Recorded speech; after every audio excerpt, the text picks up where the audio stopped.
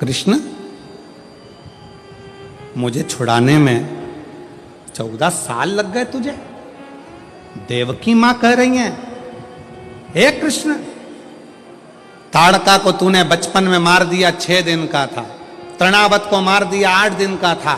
और मुझे छुड़ाने में तुझे 14 साल लग गए।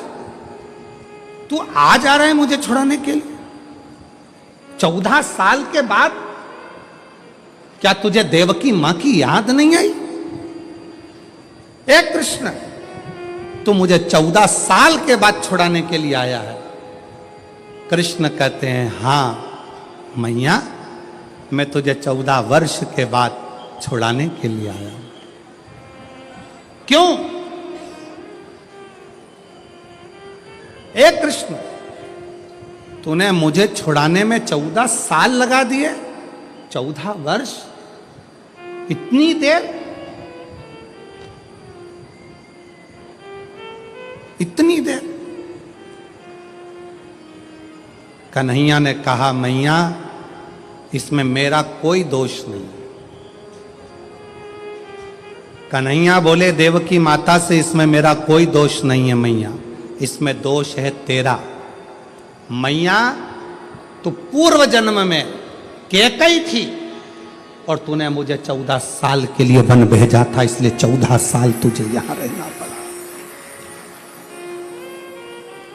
ये दोष मेरा नहीं है।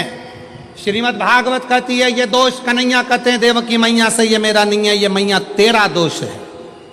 14 साल तूने मुझे वन भेजा था, इसलिए तू भी 14 साल मुझसे मिलने के लिए तरसती है। कन्हैया, एक बात बता, मुझे छुड़ाने में तुझे 14 साल लग गए और 14 साल तू यशोदा की गोद में खेलता रहा। 14 साल तू यशोदा की गोद में बैठकर भोजन करता रहा। 14 साल तू यशोदा के आंगन में डोलता रहा। वो यशोदा कौन है? कृष्ण कहते हैं, मैया, वो मेरी पूर्व जन्म की कौशल्या माँ है, जो 14 साल मेरे इंतजार में रोती रही है। 14 साल मेरे इंतजार में रोई है मेरी कौशल्या मैया। जब 14 साल मेरे लिए तड़पी है, तो मैंने भी रीत बनाई कि जो मेरे लिए 14 साल तड़पा है, उसको 14 साल का सुख इस जन्म में दूंगा। और जो मुझे 14 साल के लिए वन भेज दिया है, तो उसको 14 साल फिर तड़पना पड़ेगा। इसमें दोष किसी का नहीं है। मत बुरे कर्म कर बंदे, वरना पछताएगा भगवान। ताई अशोक पवार, मुकाम पोस्ट पुरुषोत्तम नगर, तहसील शाहदा, जिला नंदुरबार की रहने वाली हूँ। कहीं बैठी हो तो हाथ हिला सकती हैं, और बच्चा आया हो साथ में तो उसको ला सकती हैं। मेरा मोबाइल नंबर ये है। हमारी शादी 2005 में हुई थी। शादी के 18 साल बाद भी कोई संतान प्राप्ति नहीं हुई। जब 18 साल बाद भी हमें कोई संतान की प्राप्ति नहीं हुई, हमने कई साल तक हॉस्पिटल के चक्कर लगाए, फिर भी कोई फायदा नहीं हुआ। हमने आपकी कथा टीवी पर सुनी, तब हमें लगा कि हमें भी संतान प्राप्ति के लिए भोले बाबा की प्रार्थना करना चाहिए। तब हमने भोले बाबा की दिल से प्रार्थना की, महाराज जी, हमने आपकी पहली कथा मालेगांव में सुनी, मालेगांव से सुनना शुरू कर दी। दूसरी कथा सीहोर, तीसरी कथा नंदुरबार, धूले, सीहोर से रुद्राक्ष भी लाए और 1 लोटा जल शिवलिंग पर चढ़ाया। बाबा से विनती करी, पशुपतिनाथ का व्रत भी किया। महाराज जी, हमने 4 बार संतान प्राप्ति के लिए 4 बार पशुपति व्रत भी किया। सफेद आंकड़े की जड़ का प्रयोग भी 5 बार किया, पर संतान का सुख तब भी नहीं आया। पर हमने शिव का पीछा नहीं छोड़ा। आप कहते हो कि शंकर का पीछा मत छोड़ना, बाबा देगा जरूर। हम शंकर के पीछे पड़ गए और बाबा की कृपा से 19 साल पूरे हो गए और 19 साल के बाद 23 दिसंबर 2024 को बाबा की कृपा से 19 साल के बाद मुझे संतान की प्राप्ति हुई, जिसका फोटो मैं पीछे लगा रही हूं। 19 साल के बाद मुझे बाबा ने संतान दी। अब एक पत्र और देखिए, बड़ा सुंदर।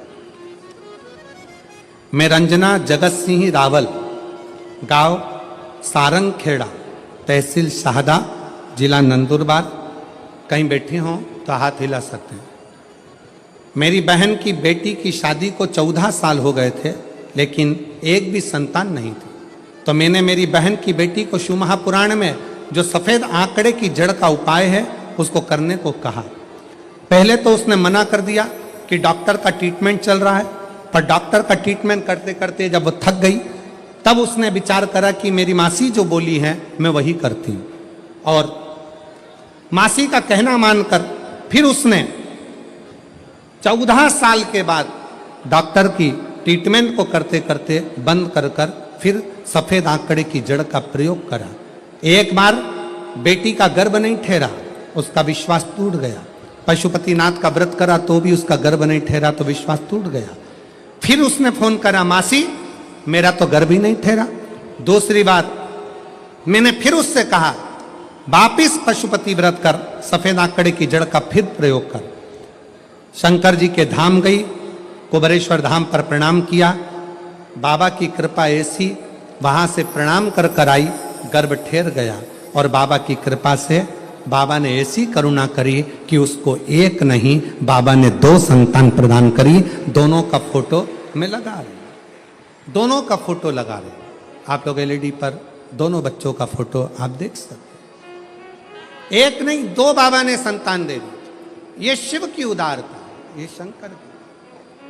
और तेरी कृपा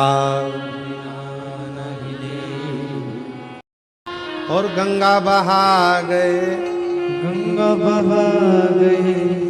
भगवान शिव जब स्वप्न में दिखने लगे, स्वप्न में आने लगे, स्वप्न में दिखने लगे, समझ लेना तुम्हारी पहली परीक्षा पास हो गई और तुम आगे बढ़ गए। आगे गर्भ नहीं ठहरता जिसको संतान नहीं होती। 19 साल, 20 साल, 25 साल, 30 साल भी अगर संतान नहीं हुई है तो तुमरुका जी का नाम लेकर रजो धर्म के, रजस्वला धर्म के 7वें दिन सफेद आंकड़े की जड़ लाकर पति पत्नी दोनों जाएं, सफेद आंकड़े की जड़ लेकर आए। रजो धर्म के, रजस्वला धर्म के 7वें दिन जड़ को लाकर शिव जी पर से 21 बार घुमाकर तुमरुका जी का नाम लेकर शिव मंदिर में शंकर जी को देखते देखते ही लाल धागे में नारी उस जड़ को बांध ले और अपने परिवार के साथ आनंद में रहे। बाबा से विनती कर कर जाना, तुमरुकेश्वर, हे तुमरुका जी, मेरी झोली, मेरी गोदी भरना। भगवान देवाधिदेव महादेव उसका गर्भ अवश्य ठहरा देते हैं। ये तुमरुका, तुमरुका। बच्चा निमोनिया हो गया, श्वास की तकलीफ हो गई, रोगीला हो गया, कमजोर की कमजोर, वो पनप ही नहीं रहा, बच्चे की उन्नति नहीं हो रही शरीर से। तुमरुका जी का नाम लेकर, तुमरुका जी का नाम लेकर मात्र जल चढ़ाना, उस जल का आचमन बच्चे को रोज कराओ। 15 दिन लगेंगे, बच्चे का शरीर विकास होने लगेगा और उसकी जो सांस की बीमारी है, निमोनिया है या बार बार सर्दी जुकाम, उसमें अंतर आना। ये तुमरुका है, साधारण नहीं है। क्या नाम है? जम के बोलो, तुम। ये सहज नहीं, सरल नहीं है, साधारण नहीं। तुमरुका शिव तत्व को जानो।